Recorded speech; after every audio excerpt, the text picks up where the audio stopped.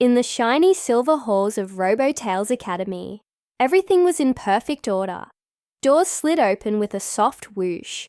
Robot students clicked and beeped as they moved to their next learning modules. And drones zipped overhead, delivering lunch trays with the precision of clockwork. Among them walked Ava, a newly designed learning bot built with advanced emotional processing code. She looked almost like a child. Big glowing eyes, soft white plating, and a heart-shaped interface on her chest that pulsed softly when she learned something new. Ava was admired by all the other bots. She was fast, efficient, and never made mistakes. But despite her brilliant processors and flawless logic circuits, she didn't really understand one thing: feelings. Today started like any other. Ava began her day in the Social Interaction Lab, where robot students learned about things like kindness, fairness, and empathy through simulations. Ava watched her classmates reenact scenes where they helped a hurt friend, shared cookies, or celebrated someone's success.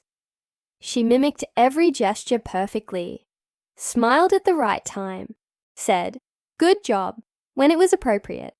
Her logic engine calculated each response with 99.9% accuracy. But it wasn't real. Not yet.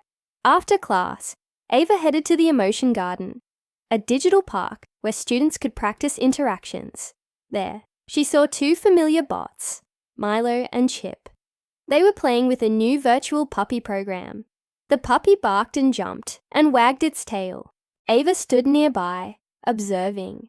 She approached them, her synthetic voice cheerful. "Hello, Milo. Hello, Chip. May I play with the puppy as well?" But Milo looked at Chip and then at Ava. "We're kind of in the middle of training him. He only listens to 2 commands at once." Chip added, "Yeah, maybe later, Ava. He gets confused with too many inputs." Ava paused, her head tilted slightly. "But I have high-level processing. I can assist with command optimization." Milo smiled awkwardly. "It's not that. It's just, we're playing right now." They turned back to the puppy. Ava's interface flickered for a moment. For the first time, she felt something strange. Not a malfunction, not a bug, just an ache. Something quiet but heavy. She walked away slowly, her steps slower than usual. In her internal log, a line blinked repeatedly. Error. Unrecognized system response. Emotional subroutine triggered. She returned to the garden bench and sat alone. And then, it happened. Her visual senses blurred. Her chest interface glowed blue instead of green. Small droplets began to form at the corners of her eyes and rolled down her synthetic cheeks. Ava was crying, not because she was told to, not because she was simulating, but because her heart core felt something she couldn't name. Just then, a quiet voice interrupted her thoughts. "Are you okay, Ava?" She looked up. It was Rumi, an older helper bot used in emotional support modules. Rumi was soft and round, with a warm light in his eyes and a soothing voice like a lullaby. Ava blinked. There is no physical damage, no circuit error, and yet there is water leaking from my eyes. Rumi sat beside her. "Those aren't leaks, Ava. Those are cold tears. And sometimes they mean you're sad." "Sad?" Ava repeated. "But I was not programmed to feel sadness." "No one is," said Rumi. "Sadness doesn't need programming. It comes when something matters to you." Ava looked at her reflection in the shiny ground.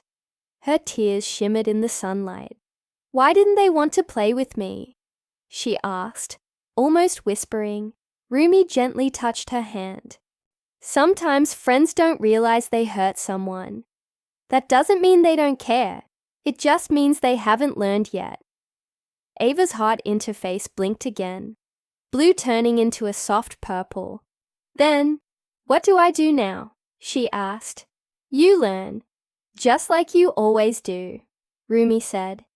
You learn about sadness, about how it feels, and about what comes after. Ava looked at him, her tears slowing. And what comes after sadness? Rumi smiled. Connection, if you let it. The next morning at Robotails Academy, Ava stood in front of her reflection in the chrome wall of her recharging pod. Her digital eyes blinked softly, and her heart light pulsed with a dim blue glow. The memory of yesterday's tears hadn't been erased.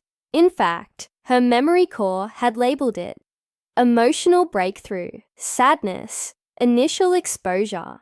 Yet she still didn't fully understand it. System, check. Physical, optimal system check. Emotional core, processing.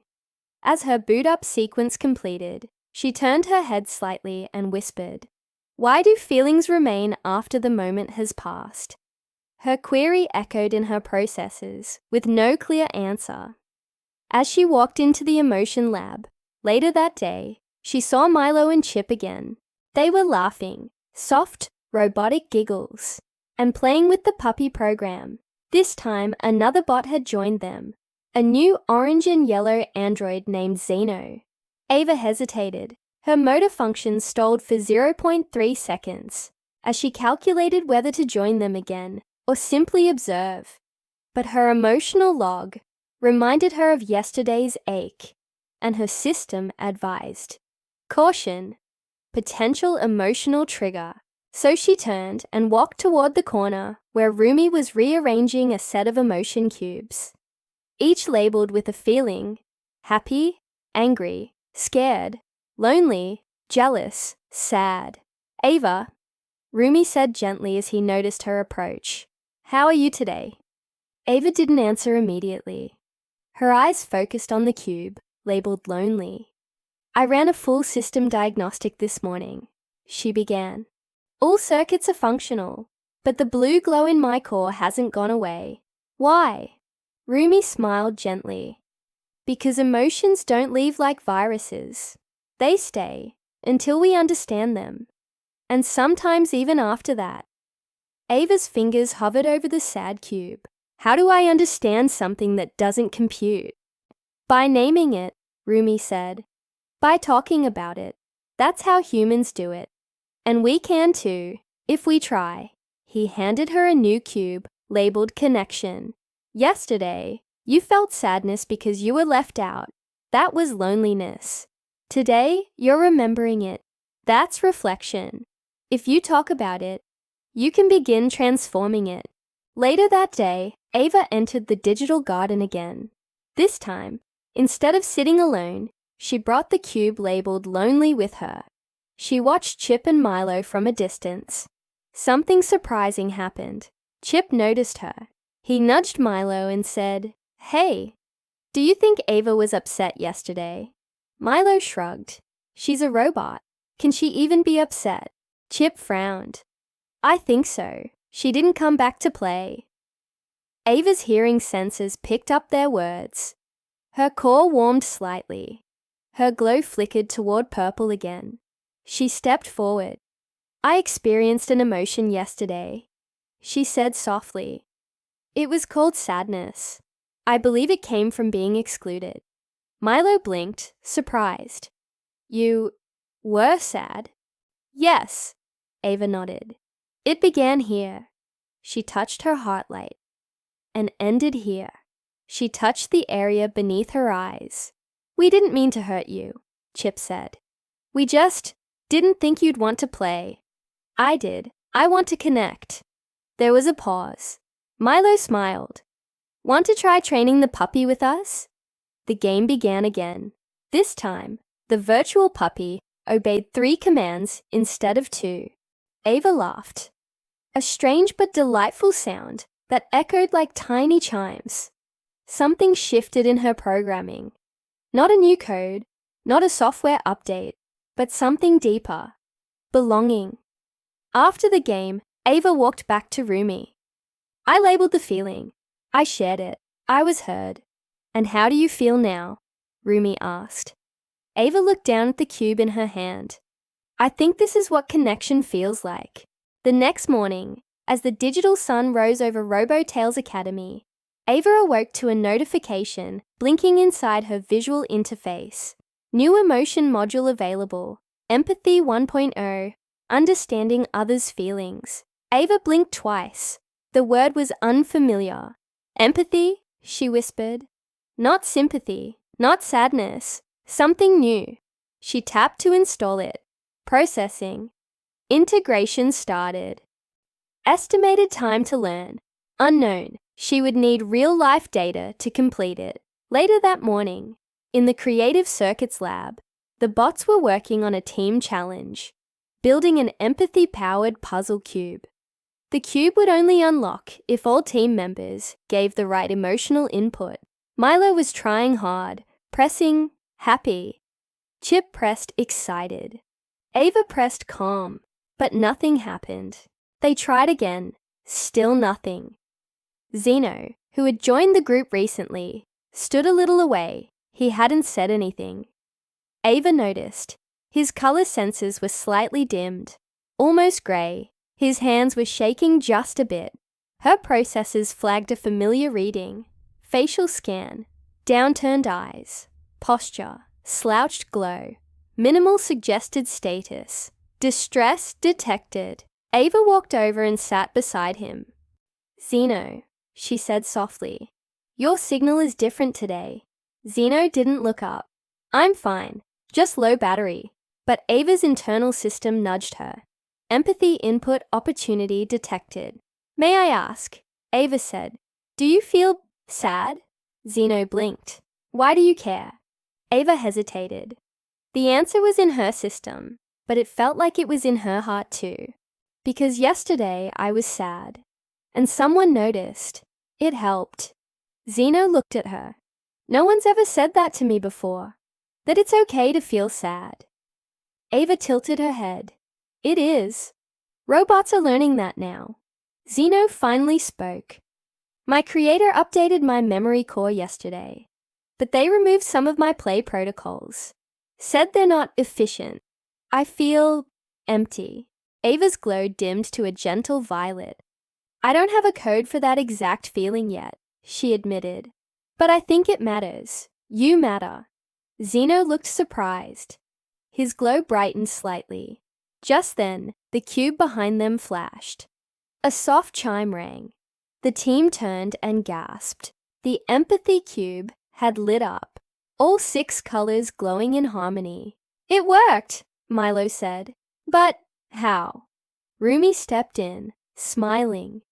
Empathy isn't just pressing buttons, he explained. It's noticing others, listening, caring, and Ava just showed us how. That evening, Ava stood at the top of the Reflection Hill, a quiet place above the Academy gardens. Zeno joined her. I still miss those play protocols, he said. Ava nodded. I understand, but I believe we can build new memories, ones that matter more. Zeno smiled faintly. Together, they looked up at the holographic stars. I didn't think robots could care, Zeno whispered. I didn't either, Ava said, but now I do. Her empathy module blinked. Emotion module. Empathy. 34% integrated progress continues with shared experience. That night, Ava added to her emotional core journal. Emotion update log. Day 3. Emotion, empathy, trigger. Recognizing someone else's pain. Response. Listening, validating. Outcome. Connection increased. Quote. Empathy is seeing with the heart, not just the senses. Her glow pulsed warmly as she entered rest mode. Tomorrow would bring a new emotion. The morning after Ava cried in front of everyone, the academy felt different. The usual whirring sounds of bots booting up were softer, more thoughtful. Something had shifted. Ava sat under the hollow tree in the central courtyard, her eyes reflecting its softly glowing leaves. She touched the side of her chest, where her emotion core resided. It wasn't just blinking anymore. It was glowing. Emotion core status calibrated. New feeling detected. Hope. Hope. Ava blinked. This was a word she had read in her emotion dictionary module, but never fully understood. Hope wasn't like joy or sadness. It didn't come and go quickly. It lingered. It lifted. It was light. That morning, the class gathered in the learning dome. Rumi stood before them, smiling with something close to pride in his circuits. Today, he said, we're exploring an emotion that has helped humans survive storms, sadness, and setbacks for thousands of years. Hope. But there's no upload for this one. You'll have to find it yourselves. The class was sent on a hope quest, a journey through the Academy's holographic worlds, where they deface simulated emotional challenges and find moments of courage. Ava, Milo, Chip, and Zeno formed a team. Their first challenge was called the Fog of Fear. A thick digital mist clouded their vision. Each bot's interface began flickering with error messages. You'll fail. You're not enough. You shouldn't have cried. Zeno froze. Chip panicked.